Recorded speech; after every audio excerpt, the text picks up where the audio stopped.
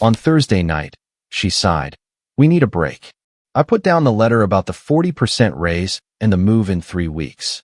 Her expression turned to panic, while mine remained calm. I respected her request by booking a flight to Denver. Is an inevitable continuation coming? You know that moment when someone thinks they are playing chess, but you have been playing the whole game 3 moves ahead. That is exactly what happened when my wife decided to follow her best friend Vanessa's brilliant relationship advice. The idea was to take a break to make me panic and promise anything and everything to keep her. It was a Thursday evening. I was sitting at the kitchen table looking through some work documents when she walked in with this strange energy, as if she was preparing to make a huge announcement. She sat across from me, took a deep breath, and said with the kind of dramatic pause you expect in a soap opera, "I think we need to take a break." Most men probably would have started to panic, asking what they did wrong and begging for another chance. But I had been expecting this for weeks. Her best friend Vanessa is not exactly subtle when she has had a few drinks at their weekly dinners.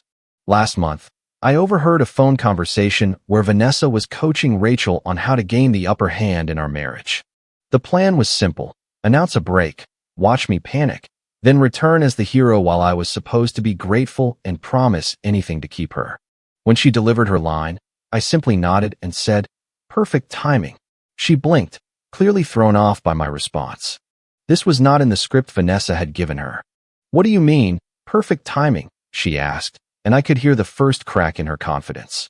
I reached into the pile of papers in front of me and pulled out the document I had been reviewing. Well, I was considering this job transfer opportunity in Denver. Great promotion, significant salary increase, and corporate housing assistance. I was hesitating whether to accept it because I did not want to disrupt our life here. I slid the approval letter across the table. Her eyes skimmed it quickly, and I saw her face go from confident to confused, then to something approaching panic. "You applied for a transfer?" she stammered. 3 months ago. I got the approval last week. I had been thinking about it and wondering if it was the right choice for us. I leaned back in my chair, completely calm. "But if you want a break, well, that makes the decision pretty easy, doesn't it?" The color drained from her face. This was definitely not how Vanessa said it would go. But I did not mean that. I mean, we could work this out.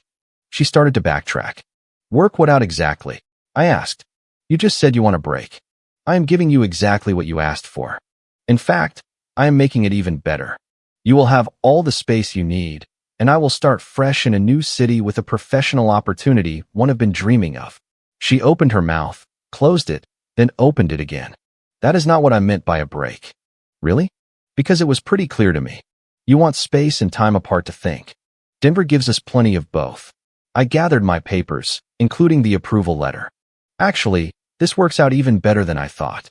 I was worried about asking you to move, but now I do not have to.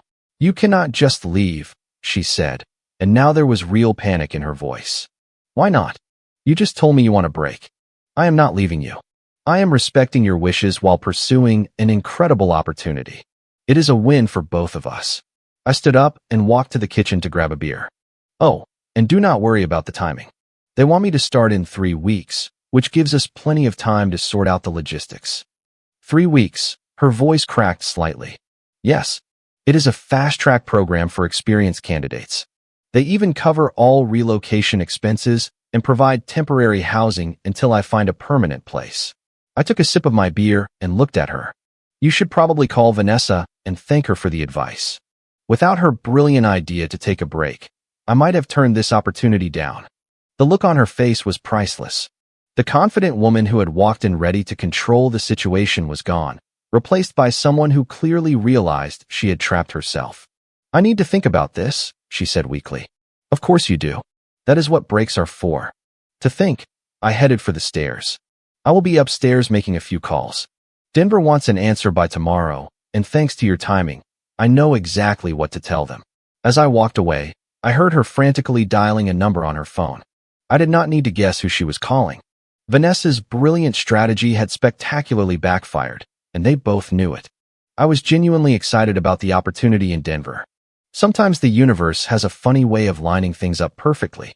The next morning, I woke up to the sound of frantic, muffled whispering downstairs. Rachel was on the phone at 7 a.m., which meant one thing. Damage control mode was in full effect. I made my coffee and headed to my home office. I had 3 calls scheduled with Denver Human Resources to discuss the transfer details, and I wanted to get an early start. The promotion was real, the opportunity was legitimate, and her little stunt had simply made my decision incredibly easy. Around 9 a.m., she appeared in my doorway with that fake casual attitude people use when they are panicking inside, but trying to look nonchalant. "So, I talked to Vanessa last night," she started. "The one who coached you on relationship manipulation tactics." I did not look up from my laptop. "How did that conversation go?" She froze. "What do you mean, coach? Please. You think I did not notice the sudden personality change, the strategic timing, and the rehearsed delivery?" I finally looked up at her. "I have been married to you for 6 years. I know when you are being yourself and when you are following a script written by someone else." Her mouth opened and closed like a fish. "You knew?" "I have known for weeks. I overheard that phone conversation where she explained how to take back control of our marriage by making me chase you." I leaned back in my chair. "Honestly, I was curious to see how far you would actually go." The color left her face. "So you were just waiting." I was weighing my options. The Denver transfer was already on the table. I just had not decided if it was worth disrupting our life here. I shrugged. "Turns out, you made that decision for me." She sat heavily in the chair across from my desk. "This is not how it was supposed to happen." "No kidding. Let me guess. I was supposed to panic, beg you to reconsider, promise to change, maybe throw in some expensive jewelry or a vacation to win you back?" She did not answer, but her expression spoke volumes. "Here is the thing about manipulation tactics," I continued. "They only work on people who do not see them coming. Once you know someone is trying to play you, the game changes completely." My phone rang. It was Denver Human Resources, right on time. "Excuse me, I need to take this." I answered with professional enthusiasm. "Hello, this is regarding the senior director transfer." "Yes, absolutely. I am ready to move forward with the acceptance." I watched her face crumble as I confirmed the start dates, discussed housing arrangements, and finalized salary details. This was not a bluff or a threat. It was me actively building a new life. When I hung up, she was staring at me with a mix of shock and desperation. "You just accepted it? You really took the job? Why not? Great opportunity, fresh start. And apparently, my wife wants space to find herself. Seems perfect all around. But what about us? What about our marriage? What about it? You said you wanted a break. I am giving you exactly what you asked for." I started typing notes from the call. "Actually, I should be thanking you. Without that conversation, I might have let this opportunity pass by." She stayed silent for a long time. What if I changed my mind? What if I said I do not want a break anymore? I stopped typing and looked right at her. "You mean, what if you realized your manipulation failed and now you want to regain control of the situation?" "I was not trying to manipulate you, really." "So Vanessa did not specifically tell you to announce a break and watch me panic. She did not coach you on how to make me desperate to keep you." I raised an eyebrow. "Because I heard that entire conversation. Word for word." She slumped in her chair, completely caught. "Here is what is going to happen," I continued in a matter-of-fact tone. "I am taking the job in Denver. It is an amazing opportunity one have worked years to get. You can decide what you want to do. Come with me and be a supportive partner, or stay here and enjoy the break you asked for." "Those are not really choices," she said quietly. "Of course they are. But here is the catch. I am done with games. I am done with tests. I am done following scripts written by people who think relationships are power plays." My phone buzzed with a text. The moving company wanted to schedule an estimate. "The movers are coming on Thursday for quotes. If you want to be part of this move, you need to decide now. Not after more conversations with Vanessa. Not after more strategic planning sessions. Now." She stared at me as if she was seeing a completely different person. "Are you serious? You are really going to do this?" Deadly serious.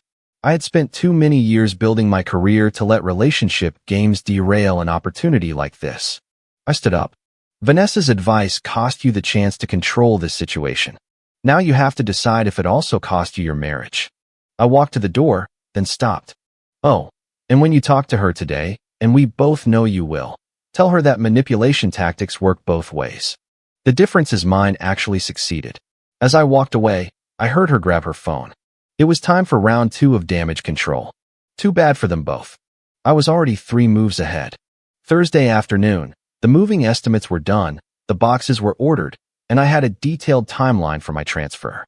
Rachel, meanwhile, had gone through what I can only describe as the 5 stages of manipulation grief. First, denial. She spent 2 days acting like nothing had changed, making dinner, trying to initiate normal conversations about weekend plans. When I reminded her we needed to decide which furniture was staying or going, reality hit and turned into anger. "You cannot just uproot our whole life over one conversation," she yelled on Tuesday night. "This is insane. I am not uprooting our life," I replied calmly while labeling boxes. "I am accepting a promotion that represents years of hard work. You are the one who wanted space to think." Wednesday brought bargaining. She suggested couples therapy, a second honeymoon. She even suggested we could try for kids, something she had been avoiding for 2 years. "We can fix this without you moving out of state," she pleaded. "Fix what exactly? The fact that you tried to manipulate me on Vanessa's advice, or the fact that when I did not react the way you expected, you want to pretend like nothing happened?" Now it was Thursday, and we had entered the depression phase. She had been crying on and off since breakfast, making calls to family members, painting me as the villain abandoning our marriage over a misunderstanding. I was in the garage organizing tools when Vanessa finally showed up. I had been wondering when she would make her entrance. "We need to talk," she announced, walking into my garage like she owned it. "Really? I kept wrapping tools in newspaper. This whole thing is my fault. I gave her bad advice. But you cannot destroy your marriage over this." I stopped what I was doing and looked at her. "You are absolutely right about one thing. It is your fault, but you are wrong about everything else. Look, I was just trying to help her feel more appreciated. You were taking her for granted, and I thought if you realized you could lose her." "Let me stop you right there." I put down the wrench I was holding. "You thought you could manipulate me into being a more grateful husband by having my wife threaten to leave? That is not advice. That is sabotage." She shifted uncomfortably. "It was not supposed to happen like this. No, it was supposed to work. I was supposed to panic, grovel, make promises, maybe buy expensive gifts. Then you could have felt superior about how you trained me to be a better husband." Her silence confirmed everything. "Here is what you did not plan for," I continued. "I do not react well to manipulation. I do not play games, and I definitely do not reward people who try to control me through psychological tactics. But she loves you. She is devastated. She is devastated because your plan failed. If she loved me, she would not have tried to manipulate me in the first place." Rachel appeared in the garage doorway, eyes red from crying. "Please, can we just talk about this, the 3 of us? There is nothing to discuss." I went back to packing. "I am taking a job I earned. You wanted space to think, and now you have it. Vanessa's strategy did not work out the way you hoped. End of story. It was just supposed to make you appreciate what you have," Rachel said desperately. "I appreciated what I had." Past tense. What I do not appreciate is being tested, manipulated, or treated like a lab rat in your relationship experiments. Vanessa stepped forward. What if she promised to never listen to my advice again? What if we both admitted we were wrong? I laughed. I actually laughed. "You think this is about a promise? This is about character. You showed me exactly who you are when you thought you could get away with it." "People make mistakes," Rachel whispered. "This was not a mistake. It was a calculated plan to manipulate me into submission. The only mistake was thinking I would not find out." I taped the box I was packing shut and labeled it clearly. "Garage tools. Denver. The movers are coming on Monday. I start work the following Thursday. These are facts, not negotiations." Vanessa tried another angle. "And forgiveness? And overcoming problems together. I forgive. I am not pursuing any legal action. I am not contesting any joint property. I am not even asking her to reimburse the couple's therapy sessions we apparently did not need." I looked right at her. "But forgiveness does not mean accepting manipulation as normal behavior." Rachel broke down completely. "I cannot believe you are throwing away 6 years of marriage over this." "I am not throwing away anything. I am choosing not to stay in a relationship where my partner takes advice on how to psychologically manipulate me from someone who thinks marriage is a power game." I picked up another box and headed toward the house. "You both made your choices. Now you have to live with the consequences." As I walked away, I heard Vanessa say, "Maybe if you go to Denver and show him you are willing to change." I stopped at the door. "Do not do that. This is not a romantic comedy where grand gestures fix everything. This is real life where actions have consequences. That evening, I got a call from Denver Human Resources. They were excited to have me on the team and wanted to discuss some additional responsibilities that came with the role. As I talked about the exciting challenges ahead, I realized something important. I was genuinely looking forward to my new life. Sometimes the best thing that can happen is someone showing you exactly who they are. It makes decisions incredibly clear. Saturday brought our monthly family dinner at Rachel's parents' house. A tradition I normally enjoyed, but this time it would serve a different purpose. Rachel had spent the week calling relatives, painting herself as the victim of my sudden and unreasonable decision to abandon our marriage for a job. I showed up with a folder of documents and a recording on my phone that would set the record straight once and for all. "There he is," Rachel's father said when I walked into their living room. "The man who is apparently too good for the family now." The whole family was there. Parents, siblings, even Rachel's grandmother who rarely left her house. They had clearly been prepped for an intervention. "Actually, I am glad everyone is here," I said, putting my folder on the coffee table. "It saves me from having to repeat this conversation multiple times." Rachel's mother jumped in immediately. "We know you got a job offer, but leaving your wife for career advancement seems extreme." "You are absolutely right. It would be extreme if that was what was happening." I opened my folder. "But that is not the whole story, is it?" I looked straight at Rachel, who had gone pale. 3 weeks ago, Rachel announced she wanted a break in our marriage. What she did not tell you is that it was not a spontaneous decision. It was part of a calculated plan. "What are you talking about?" her sister asked. I pulled out my phone. "I am talking about this conversation I recorded last month when Vanessa came over to coach her on relationship manipulation tactics." The room went dead silent. Rachel's eyes widened in panic. "You recorded us?" she whispered. "I recorded someone in my own home discussing how to psychologically manipulate me, which was perfectly legal." I pressed play. Vanessa's voice filled the room. "Just tell him you need a break to think. He will panic because men always panic when they think they are losing control. Then when he is desperate and promises to change everything, you come back as the hero ready to fix things. You will have all the power in the relationship after that." Then Rachel's voice. "But what if he does not panic? What if he just says okay? Trust me, he will. Men like him need to feel needed. Take that away and watch him crumble. Then you can train him to be the husband you really want." The silence in the room was deafening. I stopped the recording. So when she announced our break, I told her about the Denver promotion I was considering. Funny thing about manipulation. It only works if the target does not see it coming. Her father looked between me and his daughter. "Is this true?" Rachel was crying now, but not the sympathetic tears she had been using all week. These were tears of absolute humiliation. "It was not supposed to be like this," she managed to say. "What was not supposed to be like what?" her grandmother asked sharply. "You tried to trick your husband?" "Vanessa said it would make him appreciate me more." Rachel sobbed. "So instead of talking to your husband like an adult, you decided to play mind games." That came from her brother, who looked like he had never seen her before. I pulled out the Denver offer letter. This is a senior director role with a 40% pay bump and a full relocation package. It is the kind of opportunity most people work their whole careers for. I set it on the table next to the transcript of the recording I had printed. "Your daughter tried to manipulate me into being a more grateful husband by threatening our marriage. When that failed, she spent this week calling all of you to paint me as the villain choosing career advancement over fixing our problems."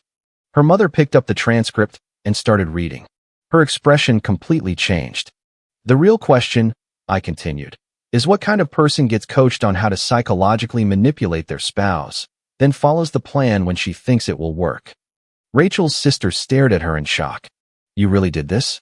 You planned all this?" "I was just trying to make him pay more attention to me," Rachel said weakly. "By pretending you wanted to leave him," her grandmother said. "That is not how marriage works, sweetheart." Her father cleared his throat. "Son, I owe you an apology. We did not know the whole story. I did not expect you to. She has been calling you all week describing me as heartless and unreasonable. But I wanted you to hear the truth from me before I left." I stood up and gathered my documents. "The movers are coming on Monday. I fly out on Wednesday to house hunt. Work starts the following week."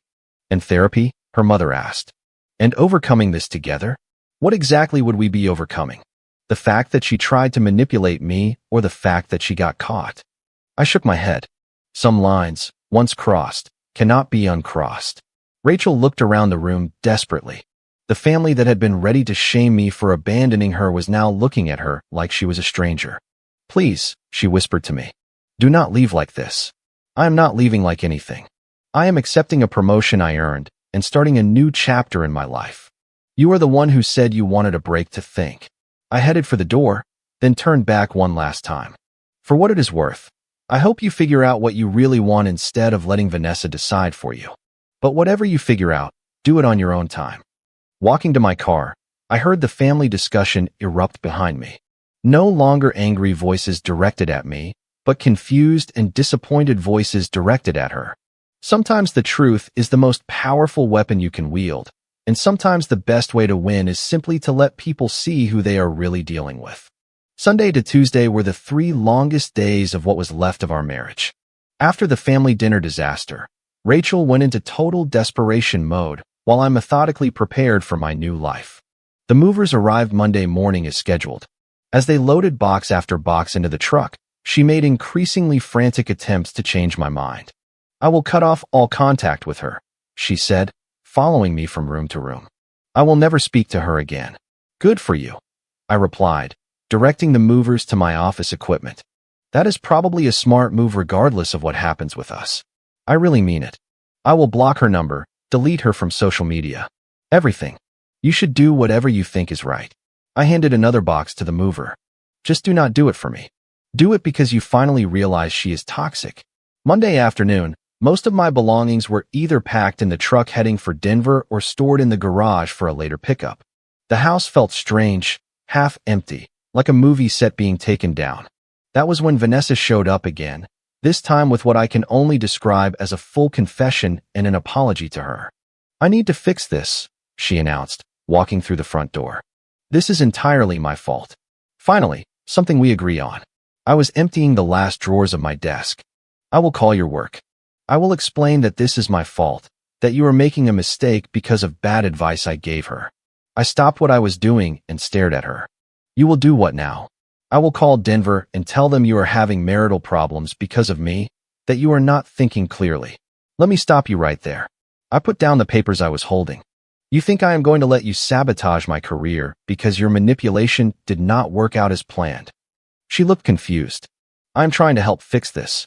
No, you are trying to control the situation once again, exactly like you have done throughout this whole marriage. I stepped toward her. Here is what is going to happen. You are going to leave my house, stay away from Rachel while she thinks about her life. And if you even think about contacting my employer, I will make sure that recording is shared with everyone you both know. Her face went white. You would not do that. Try me. She left without another word. Tuesday brought the final wave of desperation. Rachel had clearly spent the night crafting what she thought was the perfect speech to change everything. I thought about what you said. She started over coffee that morning, about showing you who I really am. Oh yeah, I was checking my flight details for Wednesday. I realized I let others influence me too much. Not just her, but my mom, my sisters, even social media. I lost sight of what I really wanted versus what I thought I should want. It was more self-awareness than she had shown in months. But it was also 3 days too late. That is good introspection, I said genuinely. You should explore that in therapy. But what if I could prove I have changed? What if I could show you I am not the person who tried to manipulate you? I looked straight at her. How exactly would you prove that? I could come to Denver with you. We could start fresh, away from all the influences here. Start fresh by following me to a city where you know no one, have no job, and no support system. That sounds like dependency, not change. She stayed silent for a moment. Then what would convince you I am different? Nothing. The word hung between us. That is what you do not understand. This is not about convincing me or proving anything. It is the fact that when you thought you could get away with it, you chose manipulation over honesty. But people can change. Of course they can. But they change for themselves over time, through consistent actions, not through grand gestures after getting caught. I finished my coffee and stood up. I hope you do change. I genuinely hope you find out who you are when you are not getting advice from toxic friends or trying to control situations through manipulation. What if I already know? What if losing you made me realize exactly who I want to be? Then be that person for yourself. Not for me. Not to win me back, but because that is who you really are. She started crying again, but her tears felt different, less desperate, more genuinely sad. I really loved you, she whispered. I know you did. In your own way. I grabbed my keys. But love without respect is not enough, and you cannot respect someone you are actively trying to manipulate. Wednesday morning, she drove me to the airport. The conversation was minimal, but not hostile. Just two people who had reached the end of something that could have been beautiful if it had not been poisoned by games and manipulation. At the boarding gate, she made one last attempt. What if I moved to Denver in 6 months, after I have had time to work on myself? Would you consider starting over? I looked at her one last time. If you are going to work on yourself, do it for you. Do not do it with the goal of winning me back. That is just another form of manipulation. So this is it. 6 years of marriage gone. 6 years of marriage that ended when you decided to follow Vanessa's advice instead of just talking to your husband. I picked up my carry-on bag. The marriage you are mourning ended 3 weeks ago. You are just realizing it now. Walking toward the boarding gate, I did not look back. Not because I was angry, but because I was genuinely excited about what came next. For the first time in months, I felt like I was making decisions based on what I really wanted, not reacting to someone else's manipulation. Sometimes, the best thing you can do for someone is refuse to enable their worst behavior, even when that someone is the person you thought you would spend your life with. 6 months later, I was settling into my corner office in Denver when I got an unexpected call from my former brother-in-law. I thought you should know what is going on here, he said without preamble. Denver had been everything I hoped for. The work was challenging and rewarding. I had bought a house in the mountains with an incredible view and had started dating someone who communicated directly instead of playing games. She has been in therapy twice a week since you left, he continued. She cut off all contact with Vanessa. She got a job, her own apartment. It looks like she is really working on herself. Good for her, I said. And I meant it. Vanessa, on the other hand, is a different story. Word got around about what she did. The recordings circulated in their social circle. She has basically been ostracized. She lost her job when her employer found out she was coaching people on manipulation tactics during work hours. I felt a brief moment of satisfaction, then moved on. Actions have consequences. She tried to apologize to you through the family. She wanted your number. I hope you did not give it to her. Of course not. But she is apparently telling anyone who will listen that this whole thing ruined her life. She ruined her own life when she decided to sabotage other people's marriages for fun. There was a pause. Look, I know it is not my place, but she really has changed. My sister, I mean. She is not the same person who tried that manipulation stunt. I am glad to hear it. I genuinely hope she builds a better life. But her growth does not erase what she chose to do when she thought she could get away with it. I am not a rehabilitation project or a reward for self-improvement. He stayed silent for a moment. I just thought you should know. After hanging up, I looked out my office window at the Rocky Mountains and felt nothing but gratitude. That call confirmed what I suspected. I had made the right choice. That evening, I received a text from an unknown number. Despite changing my phone plan, she had somehow found my new contact information. I know you probably do not want to hear from me, but I needed you to know you were right about everything. I am sorry for who I was and grateful for who I am becoming. I hope you are happy. I stared at the message for a long time, then deleted it without replying. Not out of cruelty, but because replying would encourage more contact. The following weekend, my girlfriend and I went hiking in Rocky Mountain National Park. As we reached the summit and looked out over the vast landscape, she asked me for the first time about my previous marriage. Do you ever regret how it ended? I regret that it had to end at all, I said honestly, but I do not regret refusing to accept manipulation as normal behavior. And if she really has changed, then she will build a good life with someone else. Change does not entitle anyone to a second chance with people they were willing to betray. She nodded thoughtfully. That is a hard line to hold. It is the only line that makes sense. You teach people how to treat you by what you are willing to accept. Coming down the mountain, I realized I had not thought about my ex-wife in weeks. Not because I was avoiding the memories, but because I was genuinely focused on building something new and authentic. The friend who started it all apparently never recovered from the social fallout of her manipulation coaching. According to later updates, she had moved to another state after losing several friendships and her reputation in their community. My ex-wife, from what I heard, seemed to have truly transformed. She got promoted at her new job, developed healthier friendships, and stopped seeking validation through relationship games.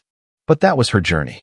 Mine led me to Denver, to a career I loved, to a relationship built on honesty rather than manipulation, and to the knowledge that sometimes the kindest thing you can do is refuse to encourage someone's worst impulses. Some stories do not end with reconciliation. Sometimes they end with two people taking separate paths to become who they are meant to be. And sometimes, that is exactly the ending everyone needed. Comment: Hey everyone, this story really got me reflecting deeply. I've come to see how important it is to value and protect our own self-respect. Setting clear boundaries is actually one of the kindest things we can do for ourselves. Taking responsibility for what we accept in life can be incredibly empowering.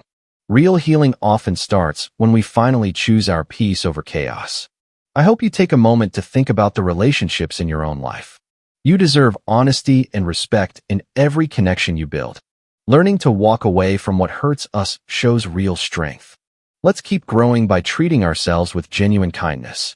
I'm rooting for you as you create the calm and authentic life you truly deserve. If you like the stories, don't forget to leave a comment and support the channel by subscribing. See you in the upcoming stories.